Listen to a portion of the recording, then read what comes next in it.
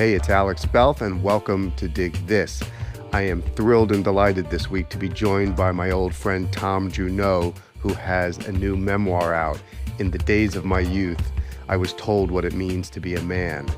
Tom has been a fabulously decorated magazine writer for close to 4 decades now, starting at Atlanta Magazine. He's also written for Life, Sports Illustrated, and had wonderful long stretches at GQ and Esquire, where he's written some of the most memorable magazine profiles, essays, and features of his time. This is Tom's first book, and it is a doozy. Ostensibly a memoir about family and the secrets that he unearths as he digs through his family's story, it is a searing portrait of his father in particular, Lou Junod, a larger-than-life figure. And really, this book, in many ways, is a meditation on what it is like growing up as the child of an incredibly charismatic parent, both discovering the deep insecurities behind that charisma and the feeling of helplessness in the face of that charisma.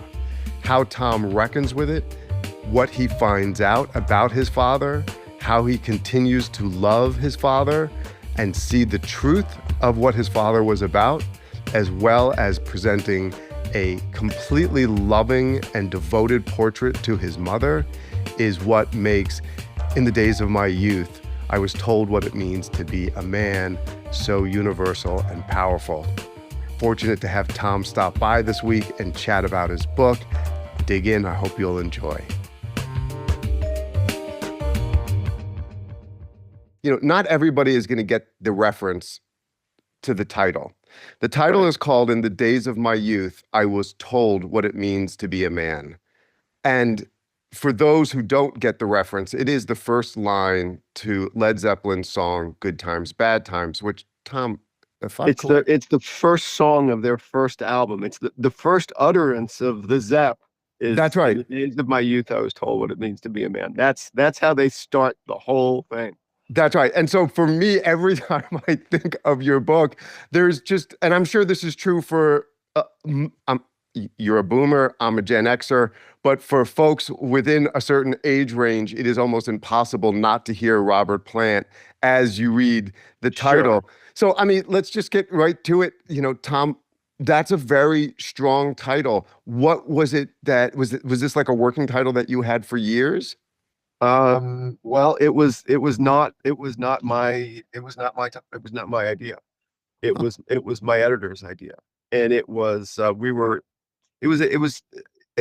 really important time in the book's Genesis, which is another of my favorite bands. The Peter Gabriel Genesis is way up there. You know, I could have used And the Lamb Lies Down on Broadway as well.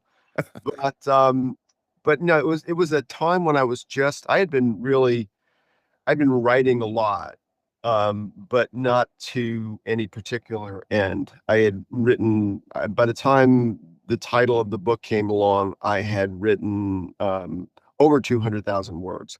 Wow. For it, and because I had decided, like, I'm just going to try to, like, tell this and then I'll figure it out, and it wasn't such a great idea. I had written so much and I had just not yet gotten to anything. And then when there was like a certain time, it was really after I figured that I was going the wrong way, that I had to sort of start over. I had to make that particular decision, which is a really, really hard decision to make. But I started What was the hard decision to make, that you were finding yourself a little bit? to start over. Oh, I see. Yeah, yeah. I mean, I had written over 200,000 words, Wow. and I decided to start over. Wow. And that's No, wait a that second, Tom. When you say start over, does that mean 2,000 words are here? I am starting from page 1 and I'm not going and grabbing little sections here? Yeah, right, right. I mean, it means starting over. And I mean, obviously, when, like, there are scenes that you come back to, but I didn't pull or incorporate, I don't think, anything really. Wow. Because what I did when I started over was I decided to start, like, at, like, the very beginning, which was with the sound of my father's ankles, Mhm. when when I woke up in the morning. Yeah. Like that. Like I would be a little kid in bed and I would hear my father's ankles crack. And that was the beginning of my morning. So that's how I decided to go back. I decided to make the book sort of like this is what it was like to be with Lou Junod. Yeah. And when I did that, my editor at Doubleday, Bill Thomas, sent me a note and saying, "You cracked the code."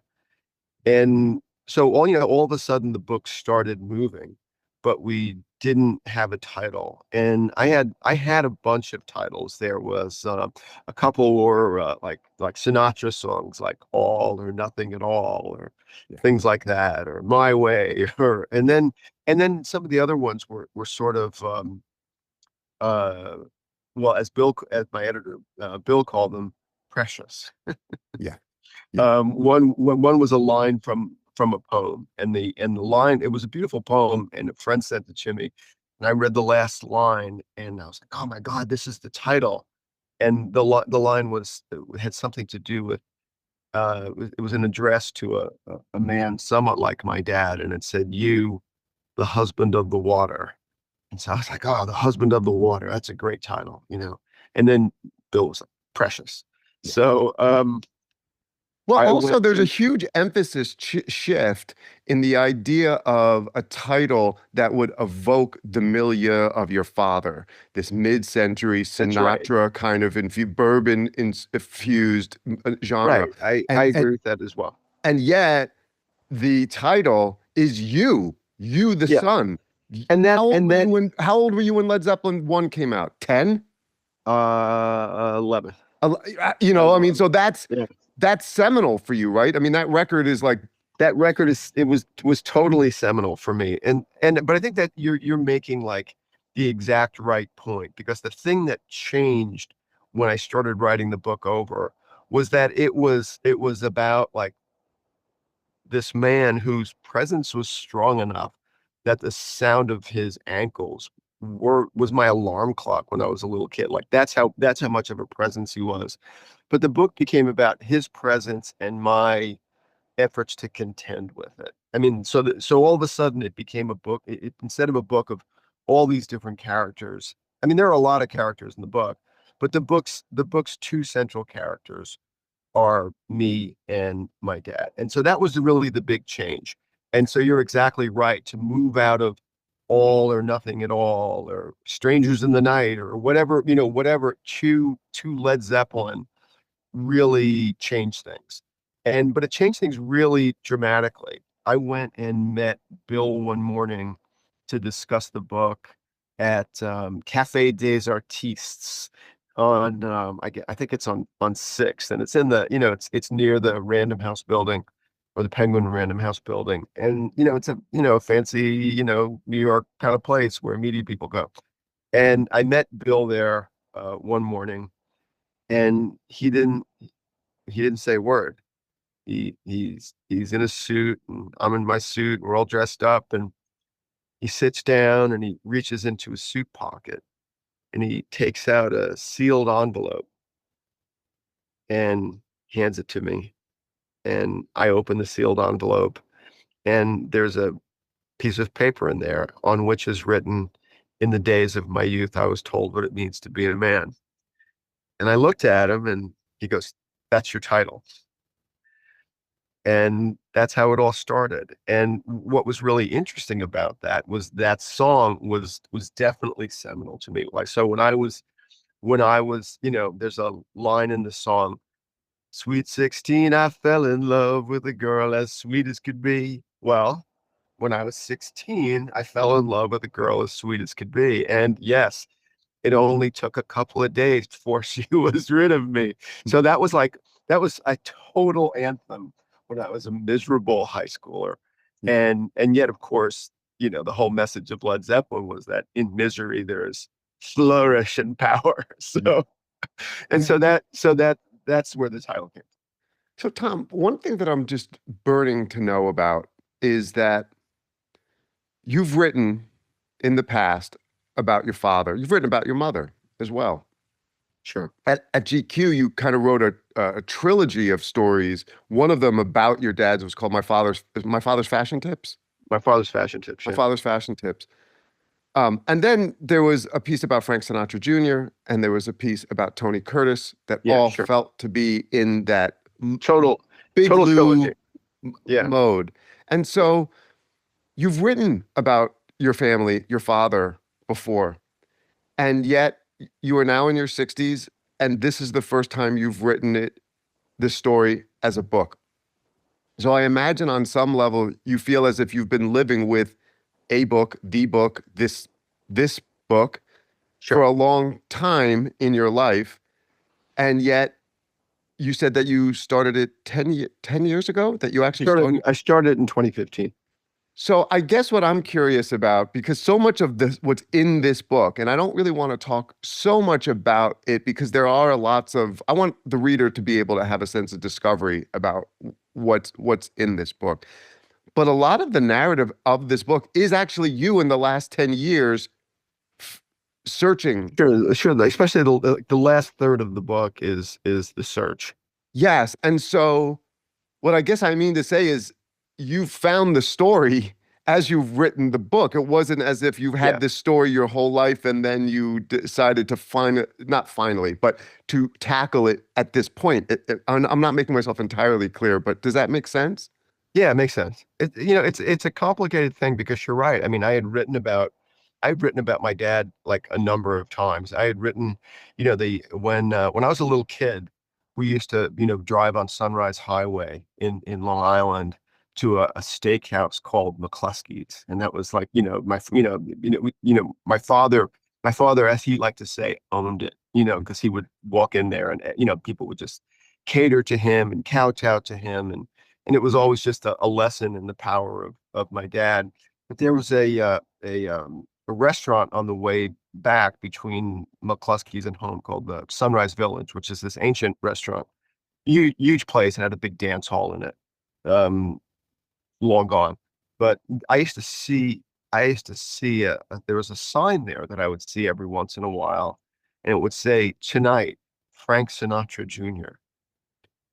Even when I was like a little kid, I would say, poor bastard. It was, I was like, what a poor guy. What must that be like? Yeah. So, and so I identified with him because, my dad was sort of the Frank Sinatra of the South Shore on Long Island. Yeah. And then after that, I wrote, Tony Curtis because instead of writing about because Frank Sinatra Jr. that was writing about the son, but Tony Curtis was writing about the man himself, and so that was also like a proxy for my dad. And then I wrote My Father's Fashion Tips, and I wrote that in 1996, and it was one of the most popular stories that I've ever written. It was a total crowd pleaser. Yeah. When it first came out, my father hated it until it was the picture of him that accompanied the story was posted in the window of B. Altman on Fifth Avenue because he just spoke that kind of glamour and that kind of savoir faire that B. Altman found interesting. So he eventually loved the story. But then I wrote again for Esquire. I wrote about his days in World War II Yep. because my father's World War II was unlike anybody else's World War II. My father, he was wounded as an infantryman, but when he was just about to be sent back to the front, a lieutenant heard him sing and made him the center of a show he was putting together. So he became sort of the Frank Sinatra of the Western theater, sang with Django Reinhardt and all this kind of stuff. And so I wrote about that. And then when I went to ESPN, I wrote a story called The Family Vice, which was about his gambling problem and my life as his tout from the time I was 10 years old to the time I was really just about 18. I used to, feed dad, my picks, for the games. And we were both sort of helpless at it. We were terrible gamblers, but I didn't have to lose any money. My father did. So all of this was sort of preamble to what the book became. And and my dad died in 2006. And when my dad died, I really I gave his funeral as though it was a state funeral. I mean, I handled everything, and I wanted to present him to the world before he left, as he would have wanted to be presented. And I did the eulogy. I brought in a a chanteuse, a singer from New York City to sing "I'll Be Seeing You," and the hymns that we sang was the Summer Wind. That was the hymn instead of "I'll Fly Away" or something like that. And then the recessional was you know Frank Sinatra's recording of "My Way." And when it was done, I really thought that I was done. I thought that, I've done my best with my dad, and Yep. I've tried to understand him as best I could, Honor and him. honor him, and I'm gonna go on now and live my life. But something happened at the funeral that was really, well, I'll just tell you about it. So at the very end of the funeral, I had given the eulogy, and then my brother stood up to speak. My nephew Scott stood up to speak. Bunch of my dad's cronies stood up to speak. And then at the very end, a woman gets up. Um, Her name was Muntu Law. I knew her from my own days in the handbag business. My father was a handbag salesman, sort of a legendary handbag salesman. And she got up and said, "Well, you have to understand, just to say to get at what it was like, I have to just to describe it a little bit." And so Muntu was the only black woman in the room. She was 6 feet tall. She was wearing these golden sandal high heels. She was wearing a black leather jacket. She was wearing capri pants. She had braids cascading down to the middle of her back. And she was, as my father always called her, magnificent. And so this magnificent woman stands up and brings her hands down on the lectern and says, "Can we all just agree that this was a man?" And she came out of nowhere and she disappeared into nowhere. And in 2015, in a way that I don't want to exactly give away, she came back into my life and my family's life. And it was just that moment when I realized that I really didn't have it. I really hadn't completed Yeah. my work Yeah. with my dad, Yeah. and then I had to start. And then, I mean, the minute I started calling people and saying, "Hey, I want to write a book about my father," there's just information that I got, and kind of secrets that were still out there that I had to solve. So that's what I did. And it took me a long, the reason it was not an easy book to write, but the writing wasn't the thing exactly that made it such a long period of composition. The thing that made it such a long period of composition was that I had to find out stuff, and that if I didn't find it out, the book wouldn't be what it is. It wouldn't be real. So it took 7 years for me to find out the answers that I was looking for, and I eventually did. I mean, the thing that I'm like most proud about in the book is that I set out to find something that was nearly impossible to find, and did. So funny because, you became a journalist. This is part of what one does. One is a seeker, one is a searcher, Right. and you are conducting the ultimate search here. I mean, there's a passage where you talk about and I love this too because I could identify with this a little bit with my own father who had a bit of charisma. And you talked about not only enjoying the stories he told you, but that you needed them.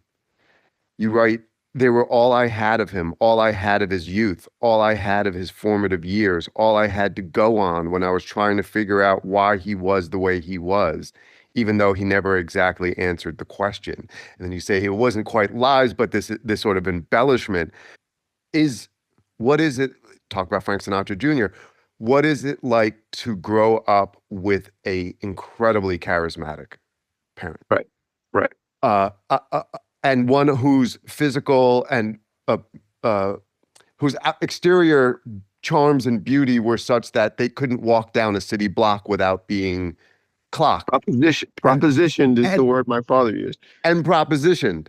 You know, this Yeah. is so part of what I found fascinating is what is it like to have that as your as the real man and as you write this book and you discover family secrets, things about your father, about that are less savory, Yeah. does your sense of that was a man, does that resonate differently for you as to what that means and what being a real man is? Yeah. I mean, so I mean, one of the things that I think that we have to stress is that it's not like the blinders were pulled off me. I never had blinders on when it came to my dad. Yep. I mean, my dad had an affair with the mother of, I guess you could call him my first friend. His name is Michael. I mean, there's pictures of us in the crib together when we're less than 1 year old. Yeah. And so my father had an affair with her when I was 3 years old. Yeah. So, and I was aware of it. Yeah. At some sort of level, I was aware of it. Yeah. And so it wasn't like my dad, I had some sort of idealistic version of my dad that suddenly was, the blinders were pulled off, Punctured. and Yeah. Yeah. it wasn't that. It was that when Montu stood up there and said, "Can we all just agree that this was a man?" What does that mean? Didn't we all just agree? I just gave a eulogy where I said that he was a man. Yeah. And she came up and said, "Can we all just agree that this was a man?" Well, what did I agree with? What didn't I agree with? Yeah. What kind of man does she know that I don't? Yeah. That's how it started. Yeah. And so, Tom, this the story of this book is the story that presented itself to you as you started to write the book. It wasn't, again, you said that you had, after your father passed away, you felt as if you didn't have like some burning desire to write more about him per se. Yeah, I felt that, when I went to Calverton, uh, funeral, the great, the big veteran cemetery out in the East End of Long Island. We did the ceremony there after the service where Montu showed up. We, did the ceremony there. His ashes were put into the ground. 2 years later, my mom died, and her ashes were put in the ground, even though they were at odds. As long as they were married, they were at odds with each other, and certainly as long as I was their son, they were at odds with each other. But they were in the ground, and the woman at Calverton asked, "Would you like to put something on the plaque?" I was like, "What do you mean?" And she said, "Well, people put things on the plaque like together forever, or in heaven together, or always in love." And I said, "Mom and Dad." And she was like, "Oh, that's nice, Mom and Dad. I like that." And because that's who they were. I wasn't gonna say anything more than that. We could all agree that they were Mom and Dad. Yeah. And so I was good with that. Yeah. And then suddenly I wasn't. Yeah. And the reasons why are in the book. Yep. But then I began talking to people, and one of the things I heard from the beginning was, I wasn't going to tell you this, but, or there's something you should know. Or once when I went to see one of my father's best friends, one of his wingmen. And I asked him the name of a woman I knew that my father had been in love with in Florida. And he looked at me and he goes, "So you know?" And I was like, "Yeah, I know." And he goes, "Because I wouldn't have told you if you didn't know already." And I said, "Yeah, I know." And I knew I had to say that in order to get it out Yeah. of him, Yeah. but I didn't really know. Yep. I mean, I knew he was in love with this woman, Yep. but I certainly didn't come close to knowing the extent of it. And the extent of it was that, she was the love of his life. And that was the that was the real catalyst for trying to go back. Interesting. Tom, you mentioned that you didn't really have any innocence to lose because, you were aware of who your father was. I did Uh, not have any innocence to lose. yeah, and at the same time, you talk at some point in the book, I forgot where it says, where somebody says something to the effect of, "Are you angry?" And you're like, "Well, I'm writing a book," Yeah. as if, the idea of talking about any of this stuff for the public record is in some way motivated by a sense of, if not betrayal, then just anger. Could you talk a little bit about that? Well, that was when, so that this was in 2022. No, I'm sorry. It was early, very early 2023, but I had made some these startling discoveries in 2022. 2022 was the year that changed everything. Um, my sister Kathy died of early onset Alzheimer's. Um, and that was a tragic thing for all of us.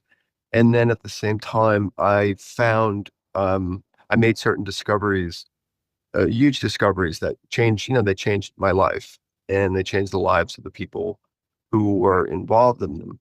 And that happened in 2022. And in early 2023, I was on a Hampton jitney going from Shelter Island to LaGuardia so I could get on a plane and fly out west for a story I was doing for ESPN. I sat next to a woman and she asked me how my holidays were. And I don't know, like 2 hours later, when they said, that the LaGuardia stop was coming up, I stopped talking. I had been talking, the whole time. And she listened and she was, wonderful and kind and receptive to the whole thing. And she asked me at the end, she said, "I have one question." And I said, "What's that?" And she said, "Why aren't you angry?" I said, as you say, I'm writing a book. Isn't that angry enough? And she said, "You might be angry in the book, but you're not angry when you talk to him. I can hear it. You still idolize him." Mhm. And that's how, I mean, that was the moment because she hit me at that, she hit me at that spot, where I had to make a decision. It's like, so, when you're doing a book like this, you have to make decisions like all along, like how far do you keep on going? Yeah. And I went really far. I found out, I think everything there was to know. But you have the chance all along to just stop. I found enough. I'm good. I'm Yeah. good. Yeah. And then Does and that then become a kind of compulsion to yeah, yeah, absolutely. yeah. But she was asking me to go to make another decision, I think, which was an emotional decision. Like, okay, so you've learned all this. How do you feel about it? Yeah. And I'm still dealing with that. Yeah. I mean, I think it was just the other day. I was in New York, at KGB bar this past Tuesday night, and and I did a reading there, and so much of the reading I did in my dad's voice. My dad had a very particular way of speaking, which I try to capture in the book, and which I've also tried to capture lately when I did the narration for the audio book. Mhm. And it was kind of freeing to go up there and do dad, and but there was just I came from that, and somebody else asked me while I was in New York City, are you angry at him? And I didn't say, yeah, I'm really angry at him, but I came to the conclusion it's okay to be angry at him. Yeah. And that's a different conclusion from, yeah, I'm angry. It's okay. How important was it for you to write about not only your vulnerability, but things that you have done that are truthfully not always very savory, or Right, sure. some difficult things? Yeah, sure. Lots of really difficult things. I have a whole chapter about my life as a grade school bully. Mm. That's really, it's that has been something that has kept with me, stayed with me, my whole life. I've To know that I had that within me is still hard. It's still really difficult. I'll say that. Yeah. Um, the decision to write about myself and to write about my father through myself, I mean, it was the key decision of writing the book. And the book is not just about masculinity, it's about a certain kind of masculinity, which is charismatic masculinity. I mean, my dad was, it's easy to say that somebody is charismatic. It just means that you give them a second glance when they walk into the restaurant. But that was not my dad. My dad was, he would say, he would come home from the restaurant, from restaurants in New York City. He would come home and his reports about seeing, seeing famous people who were helpless in his presence. She could not keep her eyes off your father. It would be Ava Gardner or whoever.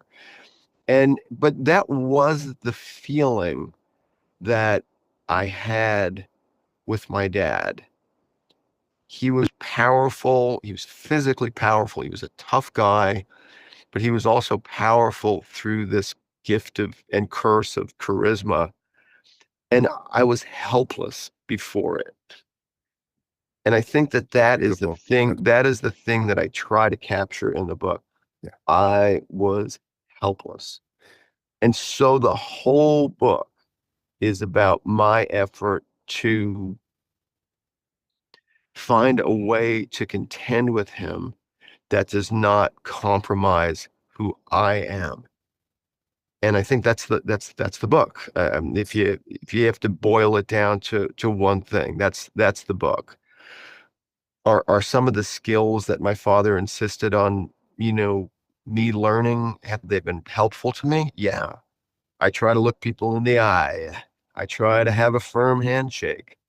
I just took a trip to New York City where, I wore turtlenecks for 3 days, because the turtleneck is the most flattering thing a man can wear. But there's other things that I had to contend with. And do you want to go there or not? That's the question that my father never put forward so much in words, but definitely in example.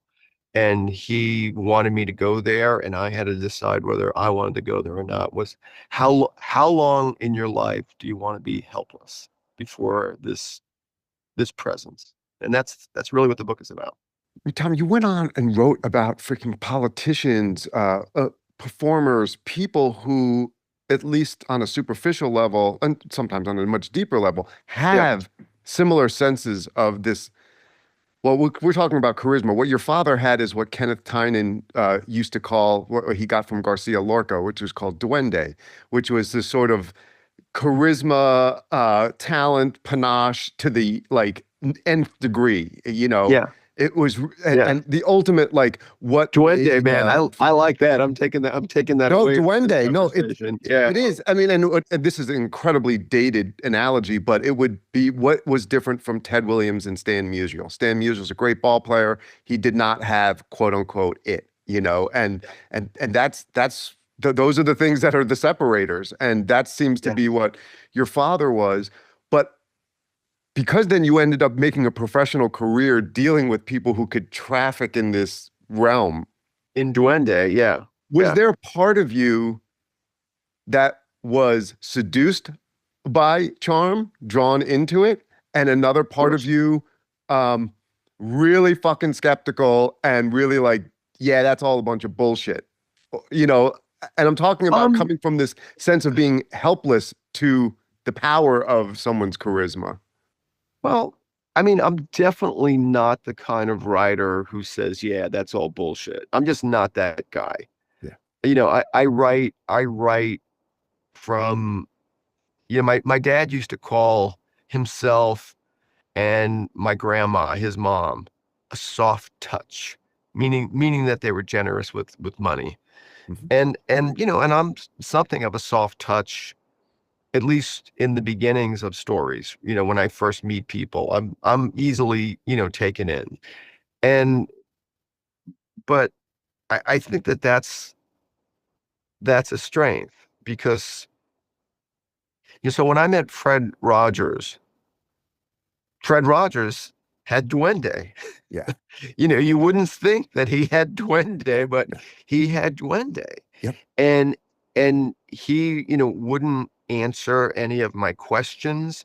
He was continually trying to figure me out and to have control of the situation as much as I was. Hmm. And finally there was this thing, am I gonna fight this guy, or am I just gonna give into this guy?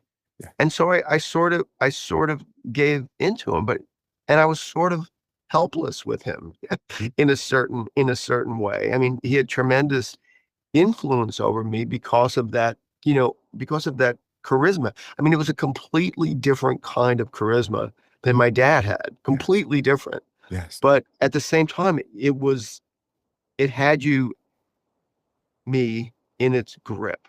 Yes. And that's what that story is about. And that's what I think what has given me a lot of my stories as a writer. I'm not hard bitten. Yeah. I'm just not. Yeah. And so Tony Curtis, which I think is one of the best pieces of prose writing I've ever done, even to this day. I mean, Tony just completely had me. But then I was able to write about that experience with some separation. Yes. Tony liked that story, by the way. I still have the tape of him calling, and it was back in the days of answering machines. And I think that my wife Janet and I were downstairs, and I think we heard Tony start speaking from a distance. You could hear the answering machine from downstairs, and you could hear Tony on there going, "Tom, I just read that story you wrote about me. How kind of you." That was the whole message.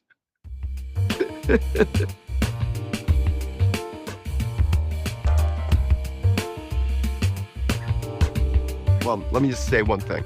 So the book is about being a son, right? Yeah. But it's not just about being a son to a father. It's about being a son to a mother.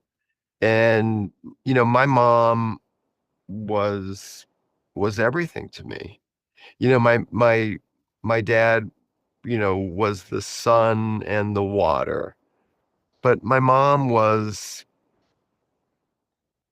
the kitchen table, which is a whole different thing. When my brother and sister, when Michael and Kathy went off to college, they're 10 years older than me, and I was 8. And suddenly I was an only child. And suddenly, because my dad was away like a lot, Yeah. and suddenly it was just me and mom. Yeah. And I was her ally, I was her confidant. We had something in common, which was that, Lou Junod scared the living shit out of us. That's what we had in common. And there's a moment in the book, which to me is one of the most beautiful moments in the book, where I'm in 8th grade, and we acknowledge that. There's a song that comes on the radio that I like and she likes, and we like it for the same reason, because we both think it's about Lou. Mm-hmm. She thinks it's about her husband, and I think it's about my dad. And we acknowledge that we have this thing. And it's this beautiful moment. It's such a beautiful moment that when I speak at the 92nd Street Y on March 11th, the great Loudon Wainwright is going to be playing that song. He's gonna play one of his great unparalleled dad songs, and he's also going to do the cover of the song that sort of unites me and my mom in common cause.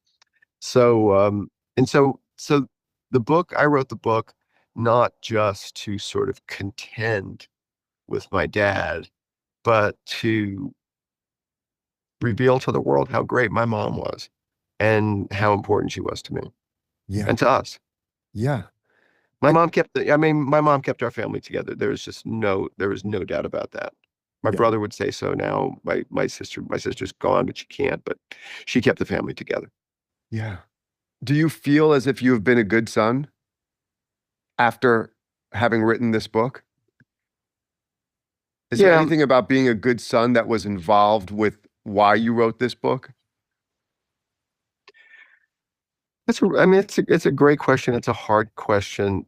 There are, there are deep, intimate secrets and unsavory secrets that I knew about my dad that I never spoke about until now.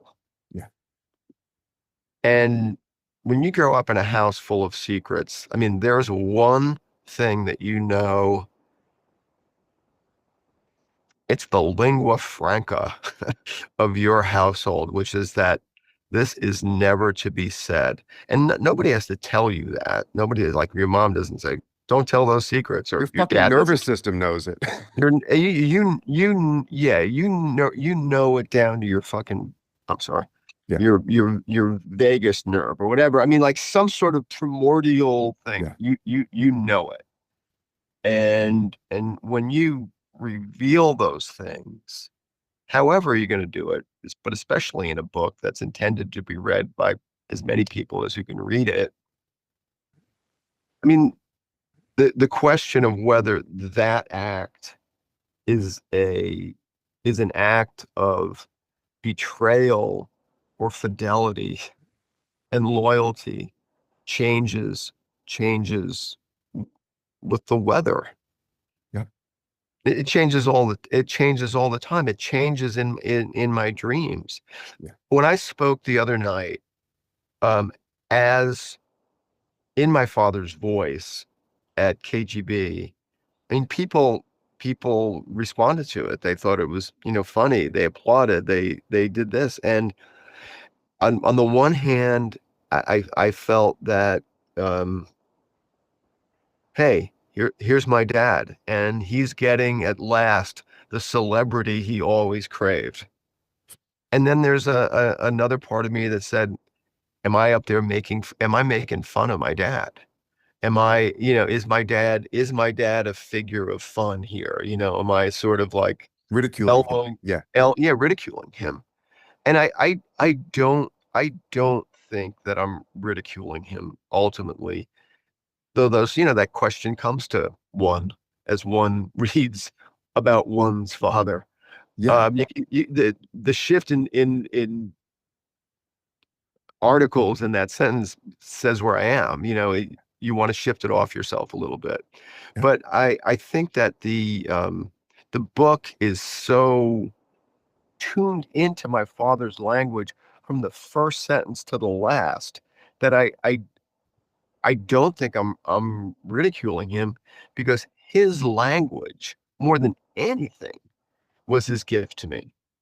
It occurred to me as I was reading this, I was thinking, okay, this is about Tom's family, but there's a story. There's a real story in when you read this memoir. It's not just about your family. There's a There's a beginning, real middle, and story. There's a beginning, middle, and an end. There's a climax to the book that is enormous to me. It's a life-changing thing for me, and it's what I went out to look for.